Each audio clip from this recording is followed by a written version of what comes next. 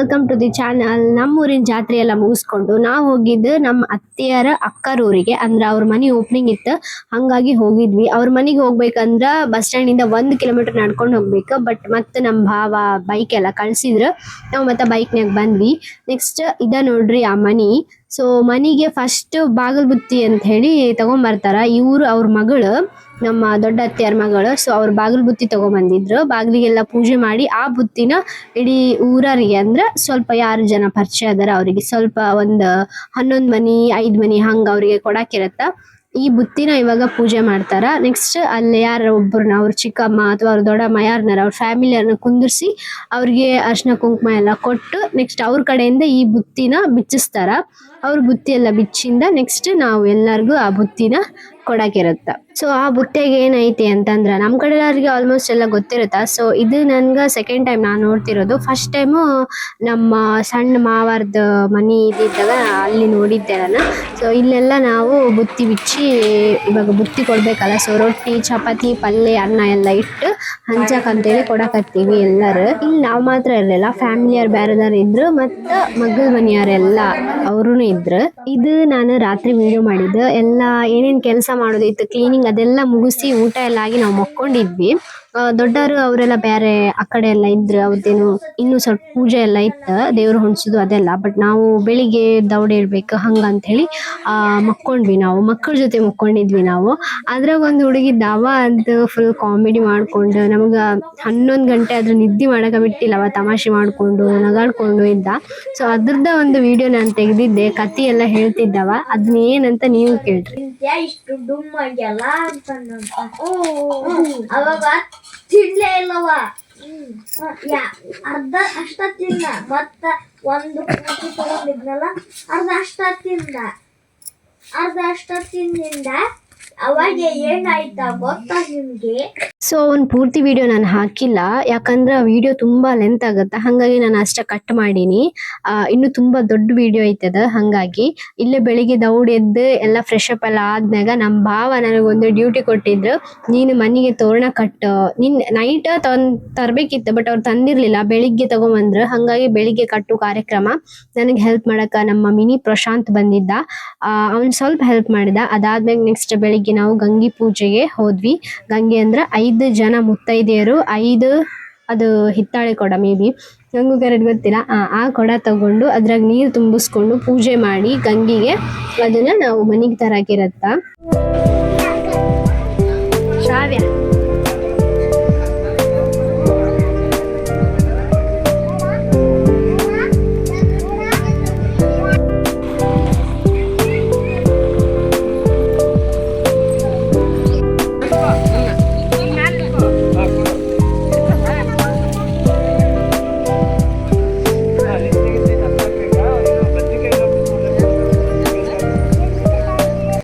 ಗಂಗಿ ಪೂಜೆ ಕೊಡದ ಪೂಜೆ ಆದ್ಮ್ಯಾಗ ಇವ್ರು ಏನ್ ಕೊಡ ಹೊತ್ಕೊಂತಾರ ಅವ್ರಿಗೆ ಈ ಬತ್ತಿ ಕುಂಕುಮ ಎಲ್ಲ ಹಚ್ಚಕಿರತ್ತ. ಬಟ್ ನಂದು ಇದ್ರಾಗ ವಿಡಿಯೋ ಕ್ಲಿಪ್ ಇಲ್ಲ, ನಾನು ಅವ್ರಿಗೆ ಬಾಗಿನ ಕೊಟ್ಟಿದ್ದೆ. ಅದಾದ್ಮೇಲೆ ನೆಕ್ಸ್ಟ್ ನಮ್ಮ ಭಾವ ಇವ್ರನ್ನೆಲ್ಲ ಕರ್ಸಿದ್ರು ಬಾರ್ಸಕ್ ಅಂತೇಳಿ. ನಾವು ಮನಿತನ ಹೋಗಕ್ಕ ಭಾವ ಅಂತೀನಿ. ನಮ್ಮ ಭಾವ ಯಾರಂತಂದ್ರೆ ಇವ್ರದೇ ಮನೆ ಓಪನಿಂಗ್ ಇರೋದು. ಅದು ಕೊಡ ಅವ್ರು ಕೊಡಕತ್ತಾರಲ್ಲ ಅಂತೇಳಿ ಶಾಕ್ ಆಗ್ಬೋದು, ಬಟ್ ನಮ್ಮ ಕಡೆ ಎಲ್ಲರಿಗೆ ಗೊತ್ತಿರುತ್ತೆ ಆ ಕೊಡ ಎಷ್ಟು ವೆಯ್ಟ್ ಇರುತ್ತೆ ಅಂತಂದು. ನಾರ್ಮಲಿ ಏನು ನೀರು ತುಂಬಿಸಲ್ದ ಅಷ್ಟು ವೆಯ್ಟ್ ಇರುತ್ತೆ. ಇನ್ನು ನೀರು ತುಂಬಿದ್ದು ತುಂಬ ವೆಯ್ಟ್ ಆಗುತ್ತದೆ, ಅವ್ರಿಗೆ ಎತ್ತಕ್ಕೆ ಒಬ್ರಿಗೆ ಕಷ್ಟ ಆಗುತ್ತೆ ಅಂತೇಳಿ ನಮ್ಮ ಭಾವ ಅವ್ರಿಗೆ ಎತ್ತಿ ತಲೆಯಾಗಿಡಕತ್ತಿದ್ರು.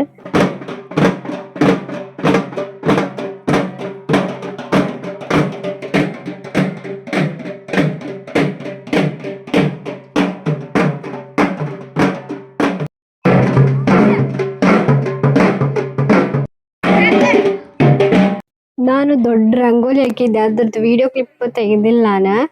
ಬಟ್ ಇದ್ರಾಗ ಸ್ವಲ್ಪ ಕಂಡೈತೆ ಅಷ್ಟ. ನಮ್ಮ ಕಡೆ ನಮ್ಮ ಮನೇದು ಏನಾರ ಫಂಕ್ಷನ್ ಇತ್ತಂದ್ರೆ ನಾವು ರೆಡಿ ಆಗೋದು ಏನು ಭಾಳ ಕಷ್ಟ ಐತಿ. ಯಾಕಂದ್ರೆ ಓಡಾಡ್ಬೇಕಾಗಿರತ್ತೆ, ಹಾಗಾಗಿ ರೆಡಿ ಆಗಕ್ಕೆ ಟೈಮ ಸಿಗಲ್ಲ. ನಾನಾದ್ರೆ ಅಷ್ಟು ಅರ್ಜೆಂಟಲ್ಲೇ ರೆಡಿ ಆಗಿದ್ದೆ, ನಾನು ಅಕ್ಕ ಎಲ್ಲರೂ ಫುಲ್. ಅದಕ್ಕೆ ಅಂತ ಅನಿಸ್ತು ನಂಗೆ, ನಮ್ಮ ಕಡೆ ಜಾಸ್ತಿ ಗ್ರ್ಯಾಂಡ್ ಸಾರಿ ಅದನ್ನೆಲ್ಲ ಹಾಕ್ಕೊಂಡು, ಯಾಕಂದ್ರೆ ಅವ್ರಿಗೆ ಟೈಮ ಸಿಗೋಲ್ಲ ಅಷ್ಟೆಲ್ಲ ರೆಡಿ ಆಗಕ್ಕೆ. ಹಂಗಾಗಿ ನಾರ್ಮಲ್ ಸೀರೆ ಉಟ್ಕೊಂಡು ರೆಡಿ ಆಕ್ಕಾರ ಅಂತೇಳಿ ಅವತ್ತು ಗೊತ್ತಾಯ್ತು ನಂಗೆ. ಯಾಕಂದ್ರೆ ಅಷ್ಟು ಬ್ಯುಸಿ ಟೈಮ್ನಾಗ ಇಷ್ಟು ರೆಡಿ ಆಗೋದು ಅದೆಲ್ಲ ಭಾಳ ಕಷ್ಟ. ಇವಾಗ ಅದಕ್ಕೆಲ್ಲ ಏನು ಪೂಜೆ ಅದೆಲ್ಲ ಮಾಡಿ ನೆಕ್ಸ್ಟ್ ಅದಕ್ಕೂ ಉಡಿ ತುಂಬೋದು ಅಂತ ಹೇಳ್ತಾರೆ. ಸೊ ಅದಕ್ಕೂ ಎಲ್ಲ ಐಟಮ್ಸ್ ಅದ್ರಾಗ ಕಟ್ಟಿದ್ರು. ಸೊ ಅದನ್ನ ಕುತ್ತಿಗೆ ಕಟ್ಟಿದ್ರು, ಆಮೇಲೆ ಸೀರೆ ಹಾಕಿದ್ರು. ಅದಾದ್ಮೇಲೆ ನೆಕ್ಸ್ಟ್ ಅದನ್ನ ಮನೆ ಒಳಗೆ ಗೃಹ ಪ್ರವೇಶ ಮಾಡಕ್ಕೆ ಬಿಡ್ತಾರ.